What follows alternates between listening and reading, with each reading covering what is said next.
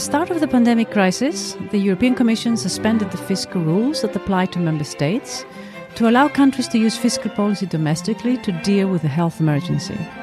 This suspension was further extended when Russia invaded Ukraine and caused a grave energy crisis in the European Union. The suspension is now meant to be lifted in 2024 when the rules will come back into full operation. In this 3-year period, the European Commission has also made an attempt to update and modernise the fiscal framework in a proposal that it put forward last April. Here with me to evaluate this proposal are two of my colleagues, Bruegel's director Jeroen Zetelmeijer and Zsolt Darvas, a senior fellow at Bruegel. My name is Maria de Mergis and you are listening to The Sound of Economics, Bruegel's podcast series. Jeroen, you, together with Zsolt and Lena Relso, have just released an analysis that you have put together on this Commission proposal. Tell us what the aim of the paper is. So, the Commission's proposal would differ quite radically from the existing rules, the rules that are currently in place but have not been fully applied because of the pandemic, as you stated. And one of the aims of the paper is to find out how much this would actually matter in practice for the fiscal adjustment that countries would have to undertake in the next 5 years or so. So what does this matter for the path of fiscal deficits and debt according to the new set of rules? How does it compare to the current set? Another point of the paper is to find out what is driving the fiscal adjustment obligations, if you like, of countries under the new proposed set of rules, because there are two types of devices there, if you like. There are sort of two guiding principles or two sets of guiding principles for why countries would have to adjust. One is the core of the proposal as it was first communicated by the European Commission in November. And that is the idea that country by country, you do a debt sustainability analysis. That is, you evaluate the probability that debt will explode on current policies. And you figure out a medium-term adjustment objective. So how much they should raise the balance of revenues over expenditures over a 4-year, maybe up to 7-year period to avoid this from happening in the 10 years following that adjustment period, taking also into account aging costs. So this is the so-called debt sustainability analysis approach, the DSA-based requirement, and also how much it would take to reduce the deficits below the benchmark of 3% that is required by the treaty. So as you know, as our listeners know, many countries in the EU have now substantially larger deficits than the 3% because they're still coming out of this period where spending was quite high, first because of the pandemic, then because of the energy crisis. So we have a system that was sort of devised by the European Commission to meet these two main criteria, but because some member states were critical of this bespoke approach to fiscal adjustment. They believe that this is not transparent enough, possibly not ambitious enough. They didn't really know what would come out of this in terms of concrete debt reduction requirements. They did perhaps not fully trust the European Commission's implementation of this approach.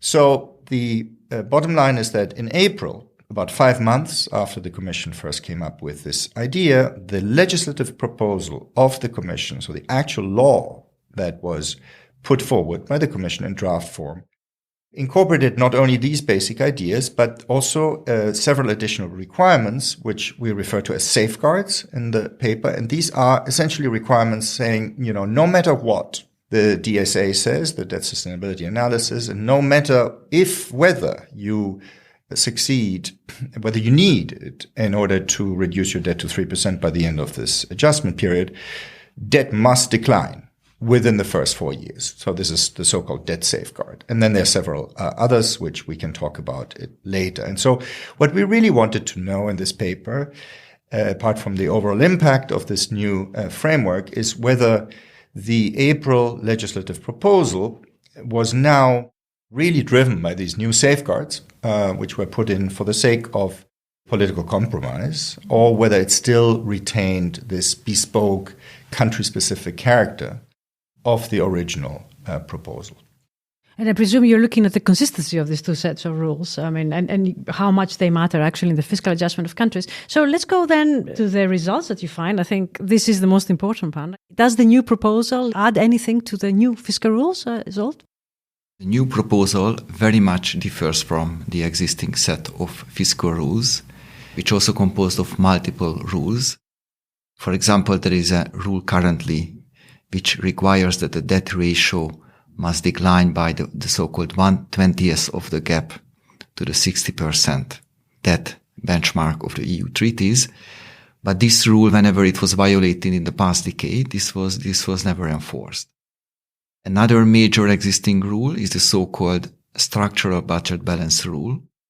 The structural budget balance is the budget balance of the government, from which the impact of the economic cycle is filtered out, because certainly in good times there are more tax revenues, in bad times there are less tax revenues. It's an indicator which is very difficult to measure, and in the current system there is a very strong emphasis on meeting targets on this so-called structural balance. So the new framework would almost completely get rid of these indicators and very much focuses on debt sustainability. But as Jerome just said, some of these simple numerical safeguards were introduced. And what we found is that at the first application of the new system, if it would hypothetically start and hopefully start next year in 2024, if the adjustment period will last for 4 years, then these additional safeguards would have very limited role. For most countries, still, the debt sustainability analysis would determine how much fiscal adjustments countries have to do. Now, there are some exceptions, and a main exception is France, for which this so-called debt safeguard would be binding, implying that the debt ratio in 2028 must be lower than in 2024. So for all other countries, also, I would also say the other exception is Bulgaria, but Bulgaria has a very low debt, 28% of GDP. But for all countries which has public debt above 60%, this debt safeguard wouldn't really matter, but it would matter a lot for France. Just a clarification. So when you say that these extra rules, the safeguards will bind, does this mean that France, from whom this is true, will have to make additional effort on top of what the DSA requires? That's correct. So it's one of our main results is that the DSA requirements actually do imply substantial fiscal adjustment. Many countries with debt above 60%, right? For whom this is relevant. The rules are also relevant for countries with debts below 60%, but deficits that are higher than 3%. But, we have essentially significant adjustment requirements in most countries. The main exceptions are actually Greece and Cyprus. And the reason for that is very simply that they already have adjusted a lot. So they already have substantial surpluses and a structural primary basis. So a cyclically adjusted non-interest spending, revenue minus non-interest spending. So they would not have to continue adjusting, but virtually all other countries would to a greater or lesser extent. And I think we have for the 13 or so countries with debts above 60%, 9 or so would require adjustments of more than 2% of GDP between 2024 and 2028, on top of what the European Commission is already projecting they will adjust in the next 2 years. So this is quite substantial. As a result of imposing the safeguard, or is it just on the DSA? This is the overall result of the framework. Okay. And as Zsolt said, if you look at a 4-year horizon, adjustment horizon, the safeguard is virtually never binding. The big exception is France. Now, if France is giving 4 years to adjust, then according to our results, if you disregard this debt safeguards, they would need to adjust at about 0.8 points of GDP per year on average, which is already very high. I mean, it is quite demanding. If then you put the debt safeguard on top, this goes up to 1.1 percent of GDP, which is very difficult to imagine that this would happen, and certainly the economic costs of this would be quite high. Now, it is worth just explaining why France is an outlier in this respect, and so basically it's the combination of three factors. The first is France has a very large deficit currently, and it's projected to remain quite large. So I think the Commission projects it to remain over 4% in 2024, I think 4.3 or so percent in 2024. And so if you start with such a big deficit, then even if you reduce it quite fast, you're still borrowing money, right? And during this period, if you borrow money at a faster rate than you're growing, then your debt might continue to go up. The second important point is that the requirement for France based on debt sustainability analysis is somewhat less onerous than for other countries with its debt level. And the reasons is that there's some fundamentals of France that actually look quite good in the long term. And so the most important ones are that France is projected to pay a low interest rate on its debt, lower than its potential growth rate in the long run. So the famous R minus G, the long real interest rate is projected to be below the long growth rate. So that helps bring the debt down. And then the other very important point is that France has a relatively favorable demographic projection. And so, as I mentioned at the beginning, one idea behind this new proposal is that this medium-term adjustment objective has to be raised, has to be defined at a level where a country in effect pre-funds increases in the fiscal costs of aging that are projected for the next 10 years. But France is one of the few countries where actually the aging costs, fiscal aging costs, are projected to start declining within the next 10 years. So that makes it relatively unique. And so basically the debt sustainability analysis says, well, sure, they have a large deficit, but actually to make their debt sustainable, you don't require such a huge adjustment because their long-term outlook looks quite good. The other things that might be driving down the debt are relatively powerful. And then the third thing that operates plays an important role for France is essentially an idiosyncrasy of the way in which the European Commission makes, or not just the Commission, the EU applies a common methodology for projecting growth over the medium term. And this turns out to produce a very low number for France. So over the medium term, France is not projected to grow a whole lot, and that makes it harder to comply with this debt safeguard that says the debt ratio, the ratio between, euro debt and nominal GDP should come down in the first 4 years.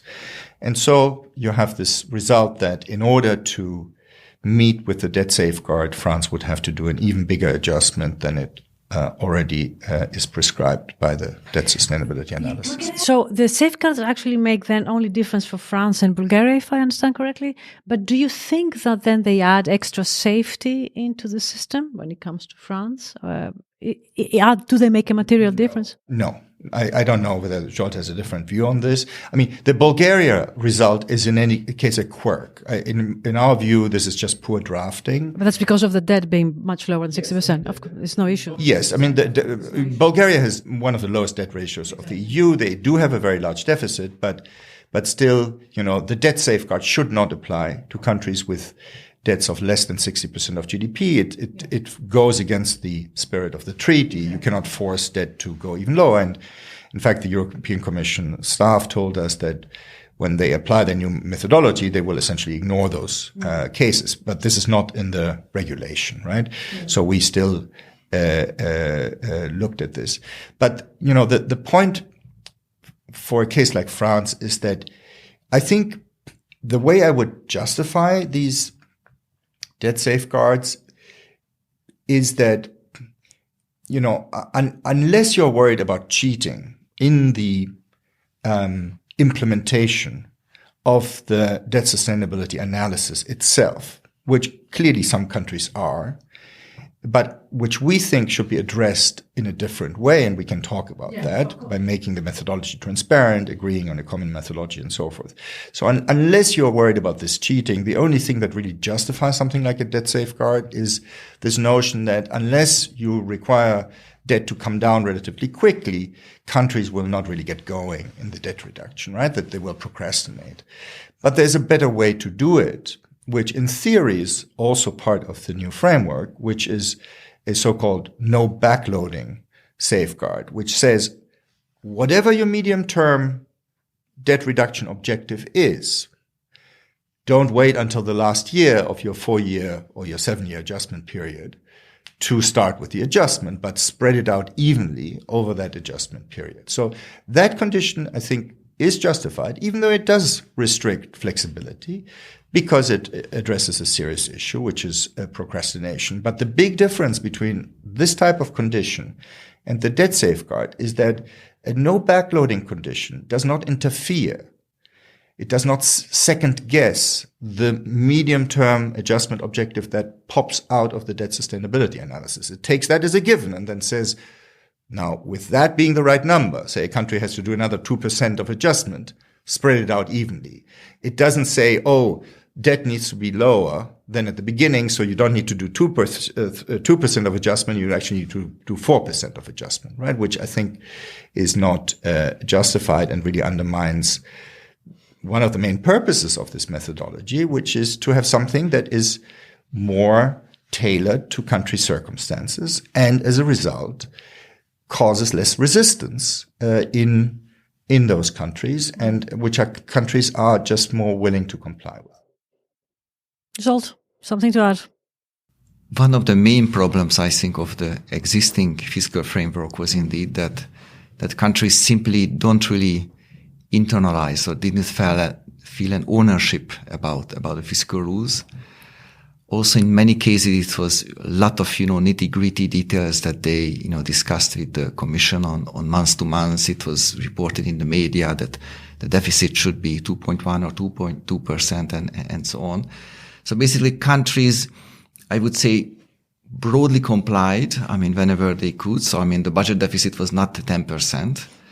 But they always wanted to do, just the minimum to avoid any punishment. And they always had, the hope that even if they end up in a so-called excessive deficit procedure, which is the European Union procedure for countries with having large budget deficits or high and not sufficiently declining public debts. So they were hoping that, other ministers at the meeting will eventually conclude that, oh, okay, we don't punish you because, 5 years from now you might judge me, so I don't want to judge you. So clearly, I think that the major new benefit of this framework, major benefit of this new framework would indeed that countries can feel a kind of ownership, that they understand the rationale behind that. Because everybody understands, even an ordinary politician understands that, the debt, if it's very high, it has to decline. And if they understand that this is the logic of the new methodology, and the goal is not to interfere with national fiscal policy decisions on what taxes to raise or what expenditures to cut, then there is a much bigger chance that countries indeed will comply. And the risk is that if there are many safeguards which are not neutral or not directly derived from the framework, that might undermine this ownership feeling. Let me just dwell on this point, because it seems to me that this seeking accountability, which is of course very desirable, and ownership, as you call it, might come at the expense of simplicity. Don't you think that the rules have become complicated for countries to be able to implement them? Current rules are overly complicated. Yeah. Are they any simpler as a result of both April and November? So the new rules, I think, very simple, but the implementation is complex. Because the underlying principle that the public debt ratio, if it's above 60% of GDP, has to decline, even under adverse scenarios like, lower growth or higher interest rates or a lower budget deficit, which can, happen. So this is the principle is, I think, is very, very simple. Yeah. Now, what is complicated is, or not complicated, but what requires a lot of technical expertise and careful thinking is actually how to do these projections. Yeah, absolutely. And in fact, one of our main suggestions in the paper, that even though the methodology which is used by the Commission is very much in line with the standard practice of the literature, both academic literature and what other institutions like the IMF or the European Stability Mechanism use, there would be a lot of room for improvement. And within this improvement, an ownership could be built, even hopefully by those countries that are currently a bit, adverse or skeptical about the usefulness of debt sustainability analysis. Yeah, so the debt sustainability analysis is at the core of what you like about the new rules, right? Yes. So it's also important in answering your question, are these new rules even more complicated than the old ones? It's also important to distinguish the core intellectual piece of these new rules and all the stuff that has now been packed onto them to reassure some member states that are worried about abuse of the DSA. So indeed, if you read sort of the new rules, this is Annex 1 of the regulation that would replace the preventive arm of the Stability and Growth Pact, and there are 6 conditions, right? So 6 is quite a big number of conditions. Now, of these 6 conditions, 3 are these add-ons to reassure the fiscally conservative countries, some of them, that the debt sustainability analysis could not be easily abused. Yeah. And unfortunately, these conditions contradict some of the implications of the debt sustainability analysis. Now, if you strip those extra safeguards out, you set them aside, and you focus on the 3 main things that come out of the Commission's proposal, they are very simple to summarize and explain. And so one of them is a rule, and the other 2 is what I would call a standard. And which is not made very precise in numbers in that regulation. But the reason is that the world is complex, and making it precise does then require a more elaborate methodology, which is described separately. And, that's a methodology that has not been very transparent, and this is one of the problems of the proposal, but which we, with our paper, are trying to make more transparent. So our paper describes in detail what this methodology is, and to the point where we will publish the computer code that drives this methodology, and it's replicable then by everyone. But in any case, the basic principles of the new methodology are very simple. So there's one rule which says that by the end of this adjustment period of 4 to 7 years, the deficit must be back down below 3%. Okay, that's a very easy one. Then there is the DSA requirement, debt sustainability analysis requirement, that says that after the end of the adjustment period, debt must be put on a downward trajectory such that it is very unlikely that as a result of bad shocks, debt will explode, right? That is the basic idea. So it must be a downward trajectory, but also one that will materialize with high probability. And then, there is an elaboration in the methodology, underlies that, of what that means. And so this is about stress tests. Stress tests is a very standard tool that is routinely used in financial stability. And so there's this stress test ideas being applied to making sure that debt really falls down. And then there's also a probabilistic analysis where they actually put a number on what it means, with 70% probability. Debt has to fall. That's in the sense that it's lower.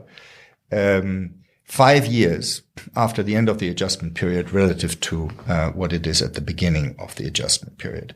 So I would call that a standard, not a rule, because there is no numerical simple target, but it makes a lot of sense. Debt must robustly decline. And then the third rule or standard is this idea that you should not wait too long with the adjustment within the adjustment period. We have a criticism of that because it's actually very poorly drafted. It doesn't actually restrict much. But again, the main idea is very simple to explain. So I think the main ideas are very simple. Then the implementations of the ideas are complicated. But the reason for that is that the world is complicated. And by trying to simplify this, you're not gaining anything. Yeah, so by making it tailor-made, everything that is considered here makes it much more tailor-made to the countries. But agreeing on some of the assumptions that are going in such that the methodology can be implemented isn't necessarily going to be an easy thing, right? That's correct. And I mean, here also, we maybe slightly disagree with the Commission proposal. So the way the Commission proposal is drafted is we, the Commission, use our own methodology.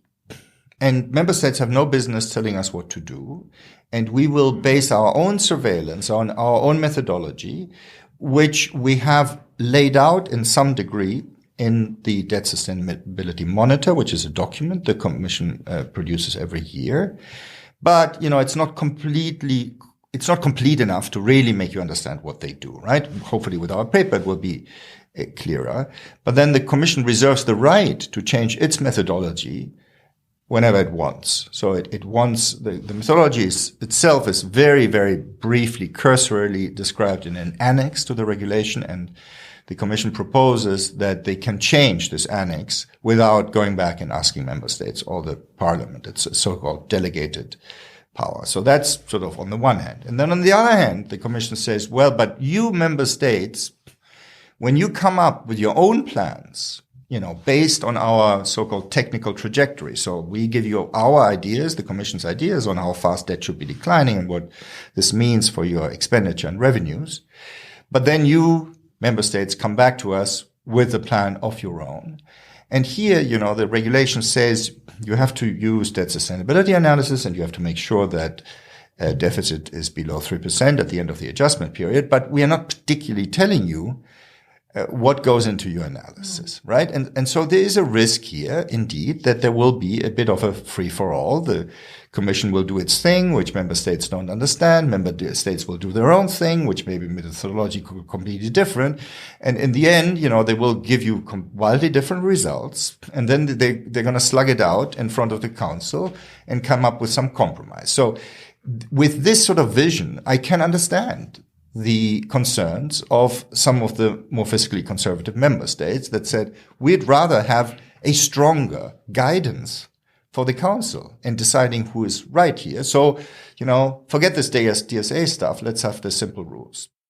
We would just solve this problem in a different way. And the way we would solve this problem is by having member states and Commission agree on a common methodology.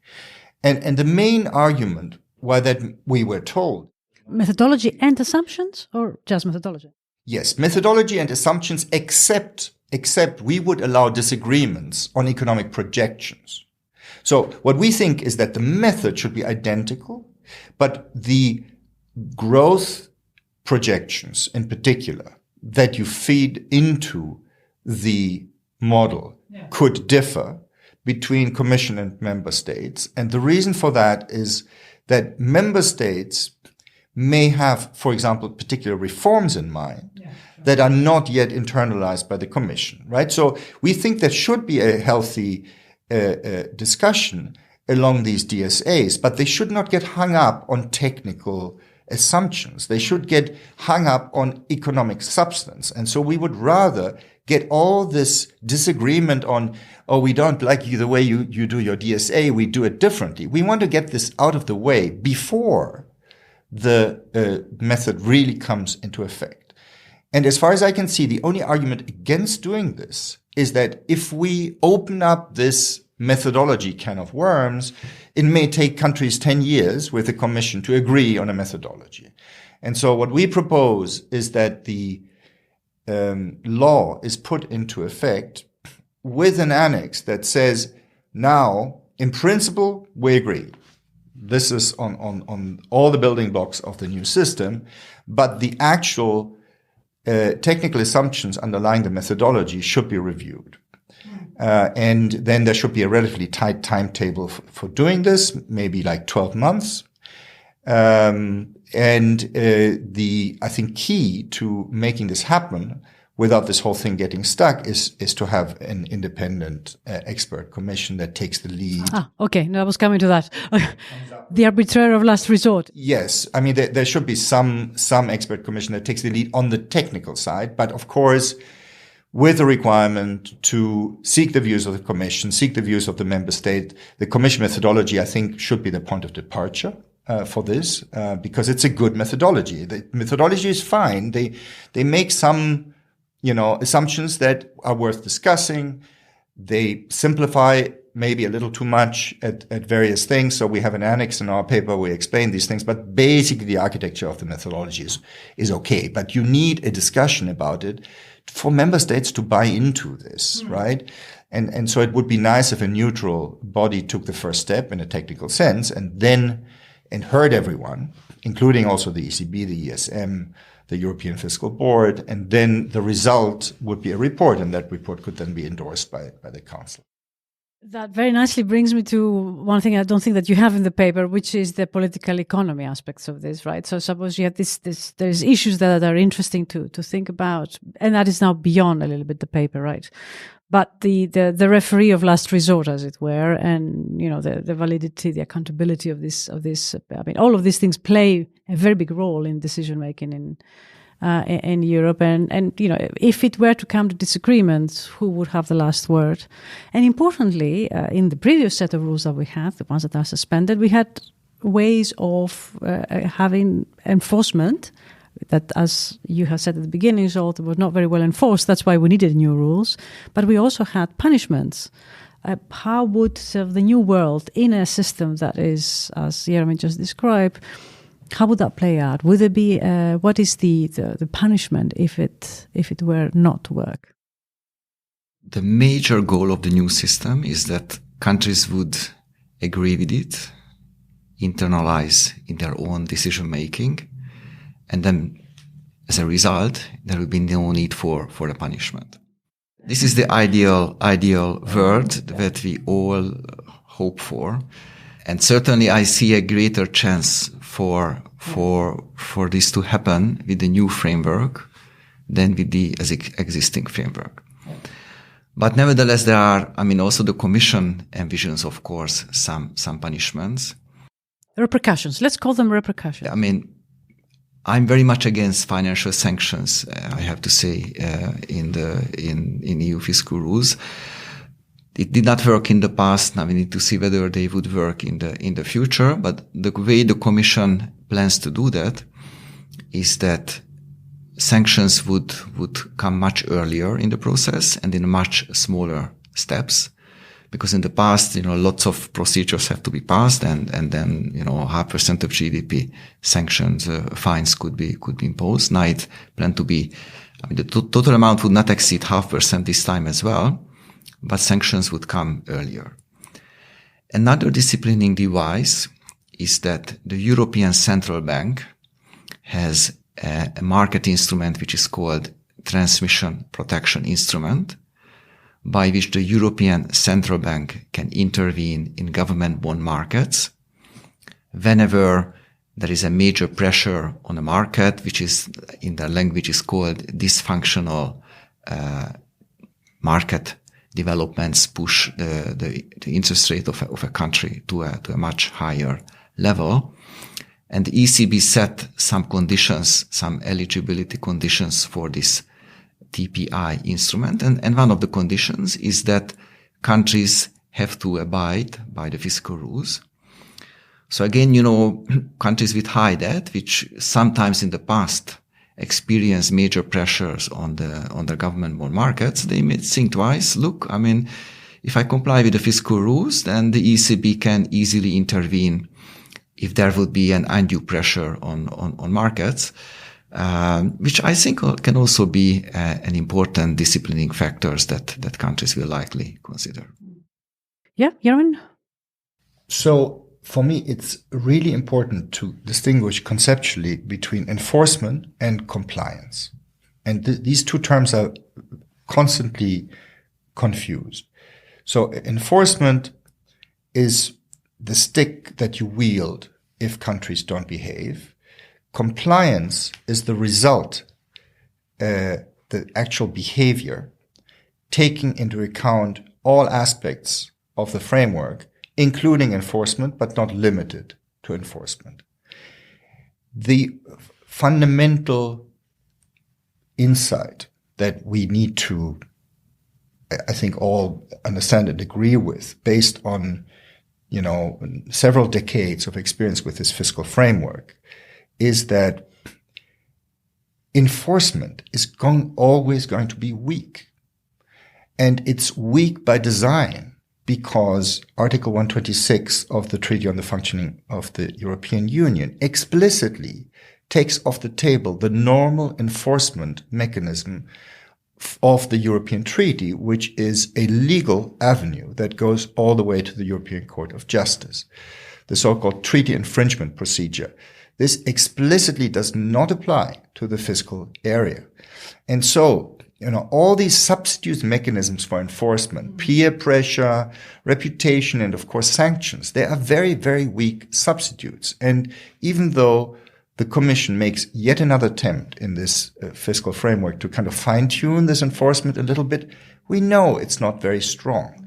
On the other hand, it's not completely negligible either. So, clearly countries, even with, rather dumb rules in the past, have tried to somewhat comply because they were worried about some degree of enforcement, right? And so the way I interpret this framework is that they essentially, then there is no path-breaking idea here to fundamentally improve enforcement. I mean, there is this, tinkering around the edges with smaller punishments earlier and stuff. But fundamentally, the enforcement mechanism is going to be unchanged relative to the current rules.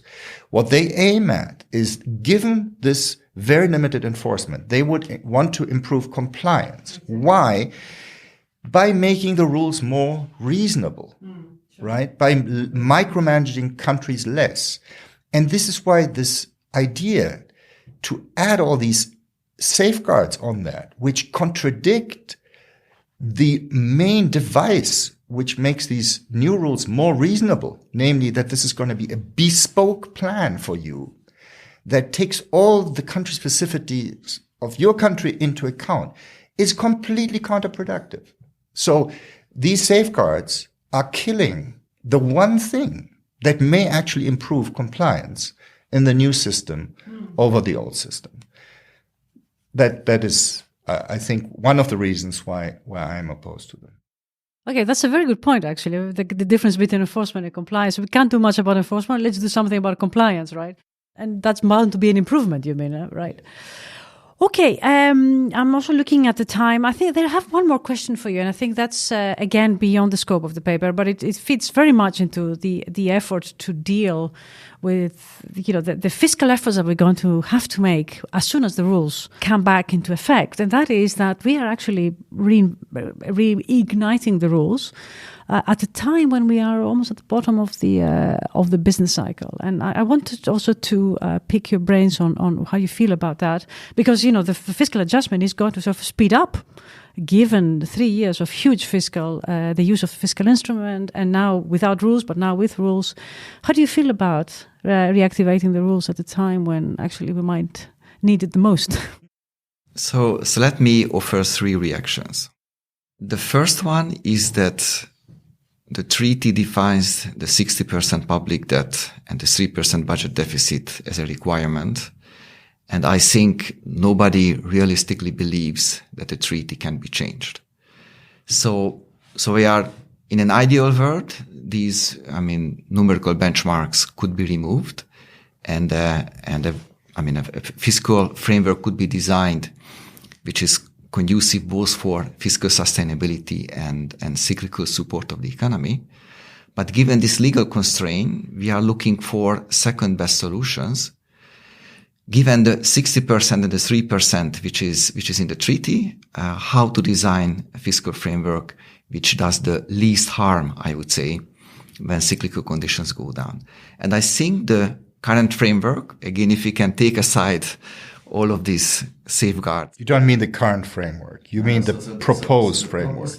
No. So the proposed framework, if we take aside all of the safeguards, does a relatively good job there. So this is my first point. My second point is that there is a major uncertainty of what's coming up. I mean, if you look at ECB calculations, they believe that there's a 40% probability of a recession by the end of 2025. We did a similar calculation in one of our other papers and came to similar numbers. So certainly there's a major uncertainty of what's coming up. Nevertheless, the baseline outlook is not that bleak. I mean, for the Eurozone, the ECB just published a few days ago its recent forecast. And it expects 1.5% growth returning, which is not high, but certainly not something super low. So I think until we are on the baseline growth path, then I think this fiscal consolidation will go on. Mm-hmm. And the main question is if growth will disappoint seriously, then whether there is also so-called escape clauses in the current framework, which allows, different adjustment or even suspending the rules again if very bad shocks hit the economy. So we need to see whether these big shocks or very adverse shocks would come and how deep the recession would be. That's my second one. But my third point is that there's another aspect I would like to bring in, and that's the green transition and the public funding for green transition, and an issue at Bruegel we have very long been writing about, because countries not just need to consolidate their budgets, reducing their budget deficits, but at the same time they also have to increase spending on green priorities, also on defense and on some other priorities. And as we concluded, the current framework, also the proposed new framework, still foresees a relatively ambitious adjustment path. And it's very hard to see how the countries would do an even bigger adjustment, I would say, to all expenditures other than climate, so that they can increase climate spending. I think it's very unlikely to happen.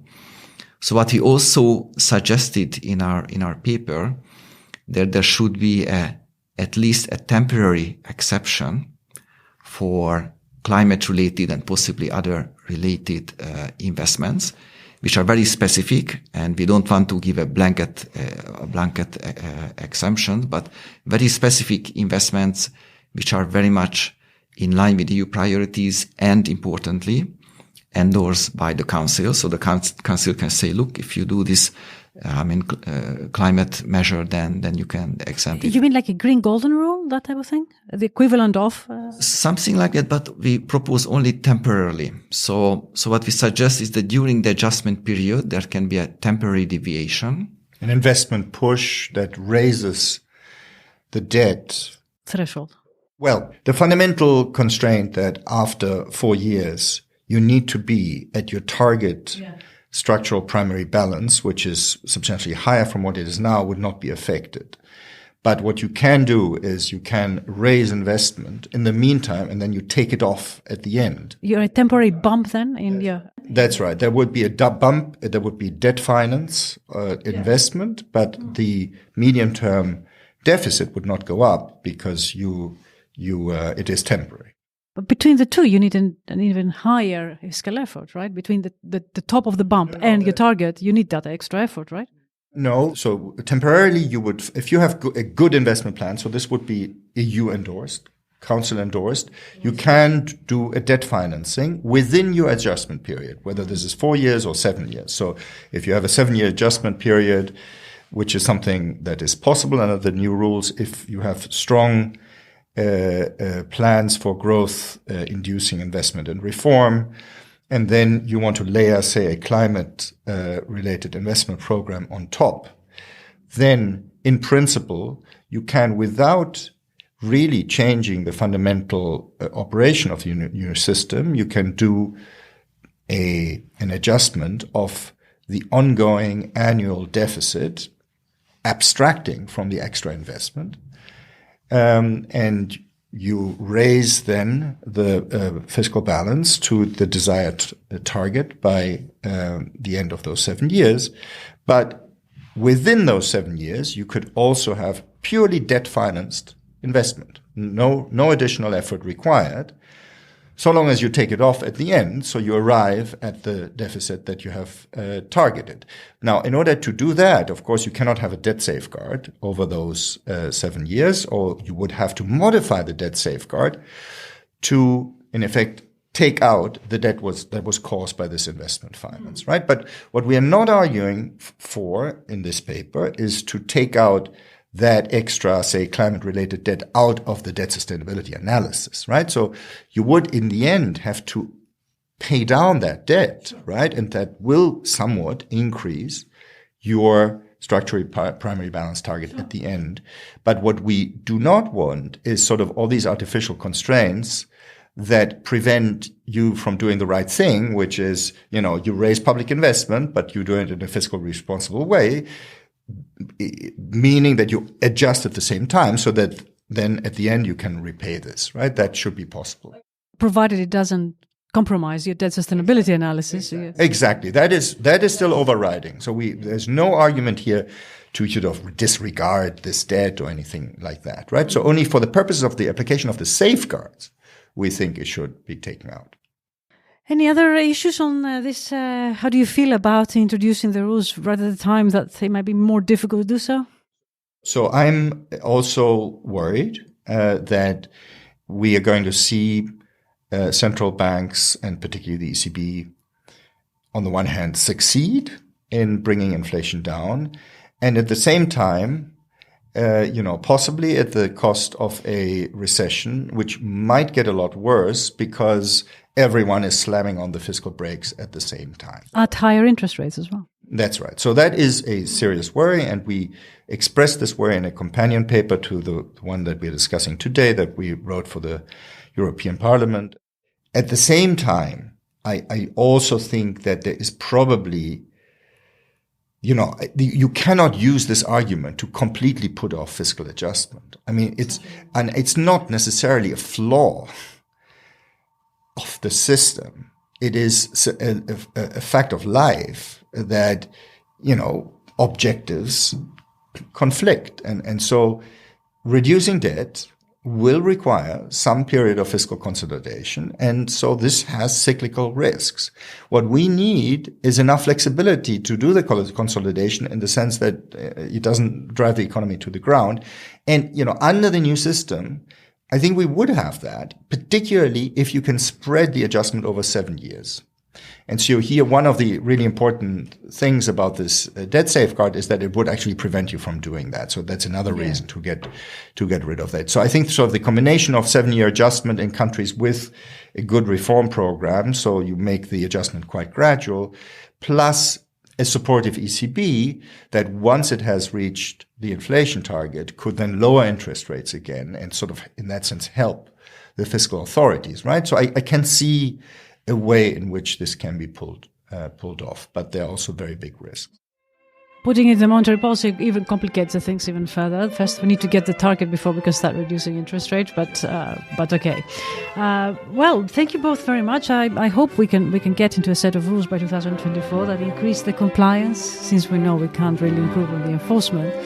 But that's all we have time for today. Thank you both very much for coming, and I advise our listeners to read the paper, which is on our website together with all our publications, www.bruegel.org. Thank you very much, and see you next time. Bye-bye.